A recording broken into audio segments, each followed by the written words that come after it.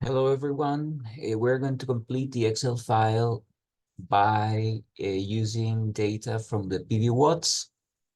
But first, we have to make some changes here. Okay, so we have this table, and here we have the heating loads for the walls, roof, basement, windows, ventilation, and the solar gains. We have heating and cooling loads.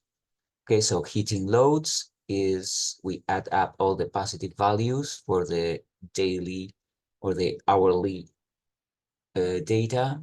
For the cooling loads, we add up all the negative values. In January, February, and March, we only have heating. In April, from April to September, we have some heating and cooling loads, depending on the outdoor temperature.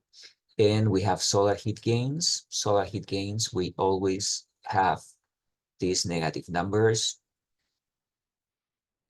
Well, it's a question of everything that is heat entering the building. So in June, we have heat entering the building because the outdoor temperature is always higher than the indoor temperature. And when it comes to the solar gains, it's always energy entering the building. Okay, so that's why we have a different sign. This is the negative value, and well, losses are positive and gains are negative values. And now we have to add everything up, okay? Because that's we need the monthly total heating or cooling loads. And when it comes to the heating, we have to subtract the solar gains. Okay, so that's interesting because we add up all the heating loads that we have through the envelope and because of the ventilation, and then we subtract the solar gains. How can we do that? In this case, in January, in months in which we don't have any cooling loads, this is very simple because we only have to insert this function and we have to add everything. And this is it. So we don't have to subtract anything because this is negative and this is positive. Okay, so this value that we have here is just for heating, and we add up all the heating loads and then we subtract this. If we copy this here, we double click and we check that it's the same. So in January, February, and March, we can just copy this cell, and it's always like that. And the same thing happens in October, November, and December. In October, November, and December, we don't have any cooling loads, so we can copy this value. And then same thing in November, and same thing in December. Okay, so if you double click in December, we add up all these values. If it's zero, it's zero, and if it's negative, it's negative. Okay, the thing is that when we use when we have April, May, June, we will do something different, because if we have heating and cooling, that means that in April, probably early in the morning or late in the evening, we need heating, and the rest of the day we will need cooling.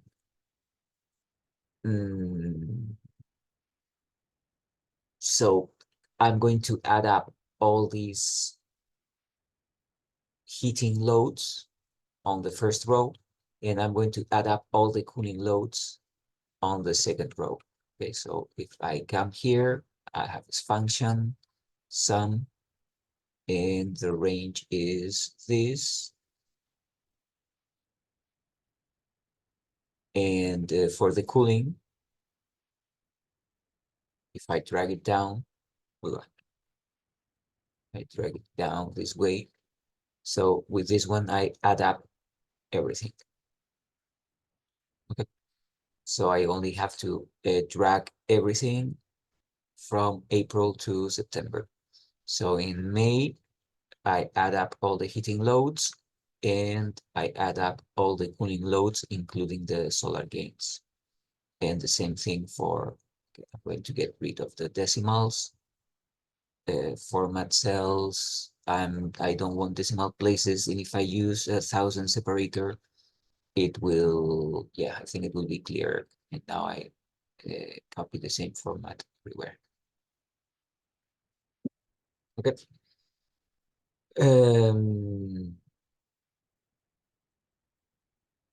So that's the heating.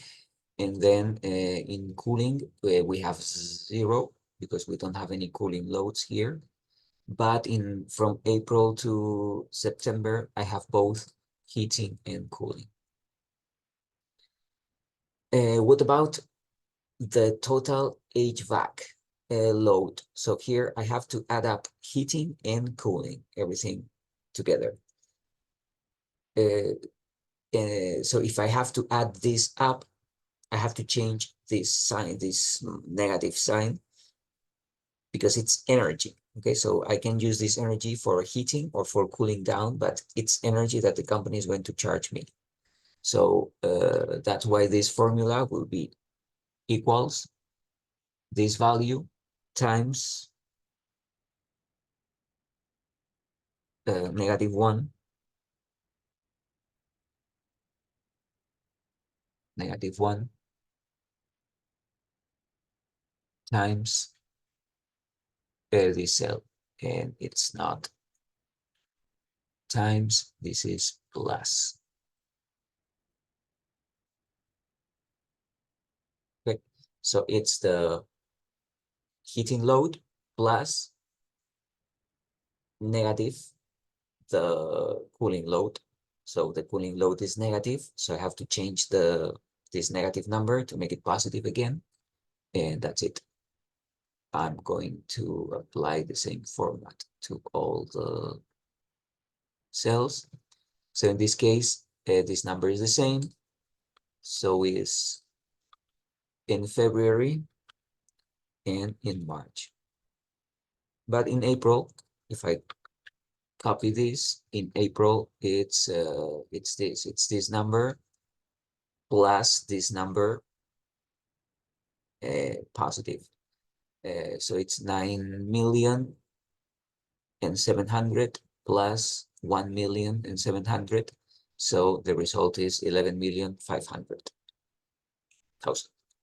Okay, so that makes sense. And now I can copy this and keep copying the same cell in June, July, August, September, October, November, and December. Okay, just double click. And in October, we don't have any heating loads, so it's the same value, 8,275,000. This is the same. And in August, we have both, so we have to add this up. Okay, so that's this is something new. This is the energy efficiency ratio. The energy efficiency ratio, the units are BTU per watt hour. Okay, so it's a conversion between thermal load. We have the thermal heating or cooling load and the electric energy that we need to provide the building with this thermal load. Okay, so that comes from information about the heat pump. So the heat pump is a device that, using electricity, supplies thermal load. The definition of this energy efficiency ratio, EER, is, look at this, it's used in the USA and it's defined as the system output in BTU hour per watt of electrical energy. So the units are either BTU hour per watt or BTU per watt hour. Okay, there is an equivalent in the international system, which is the COP, coefficient of performance.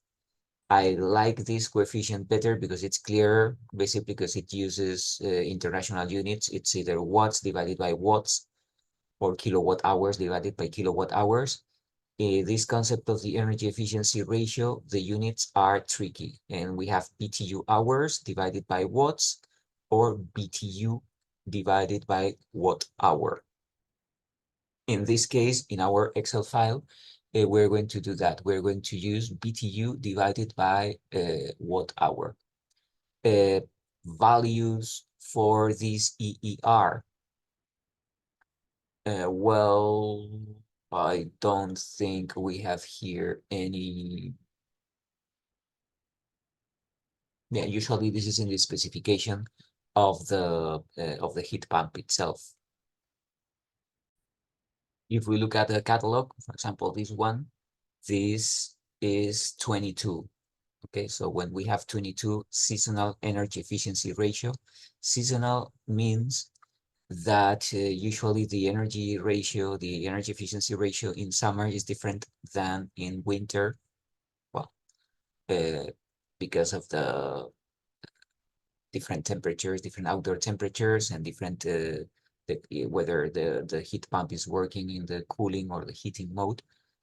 So the energy efficiency ratio is different. The seasonal means that it's like an average. So in this case, it's 22. I told you that everything that it's above 15, it's considered as a good one. 22, it's much better. We're going to use 20. So this is 20, as you can see, 20, 20. So 20, this is 16 only, 18. So 20 is a good value for this seasonal energy efficiency ratio. Okay, so here we're going to use 20. And we're going to use 20 in all the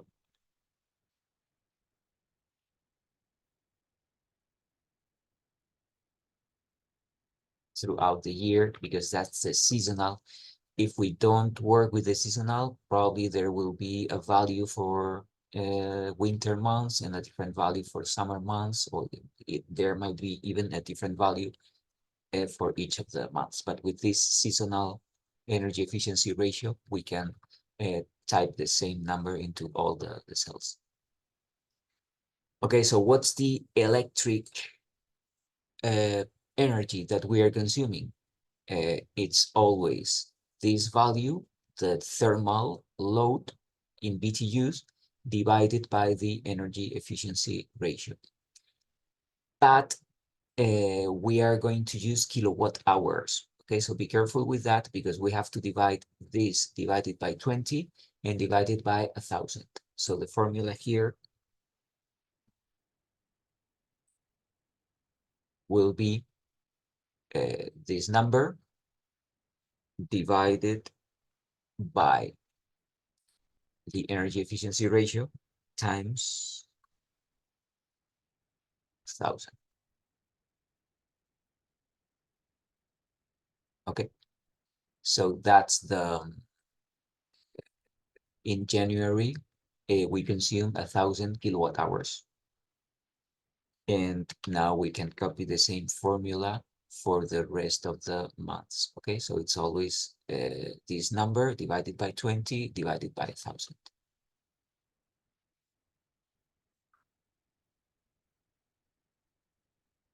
So we copy the same formula in all the cells.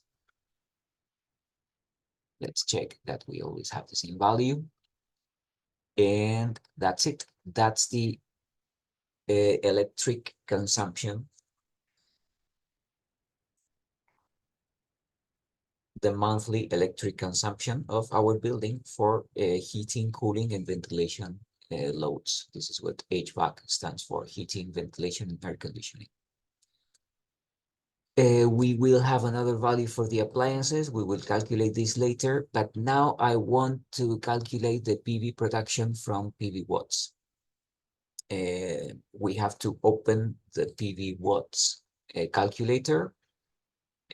Let's make sure that we are in Keene, New Hampshire, and that depends on your project, the orientation or the tilt of the roof. So each of you will have a different orientation and different tilt. But when it comes to the system size, that depends on the area of the roof. So we can use this tool that PVwatts has, we have to find the site we are working with. So it's here on campus. And now you have to trace the shape of your roof. If you're working with this area, with this roof area, we save. And that means that we have a DC system size of 13 kilowatts. If you want to change it, we can reset. And if you had a different building, it's a larger area, we can save. And now the DC system size is 54. Okay, so that depends on your building. And it depends on the orientation. By default, I'm assuming that my roof is south oriented. So I'm going to do something like that. Okay, and save. This is 88 square meters, is around 900 square feet, something like that. So save it. This is my DC system size. Then the tilt and the azimuth, it's up to you. And then we can do this. And that is the value that I have to copy, this column, the AC energy in kilowatt hours. Again, I can download the monthly results.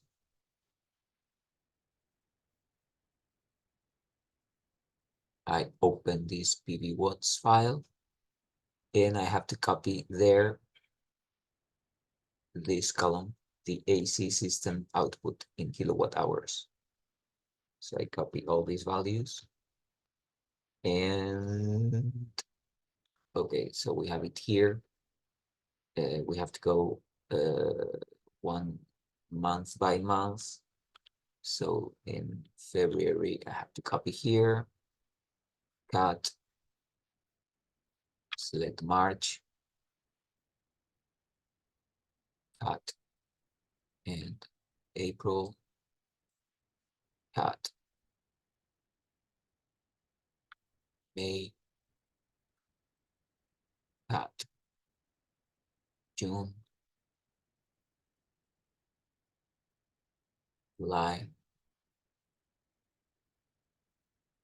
August, September,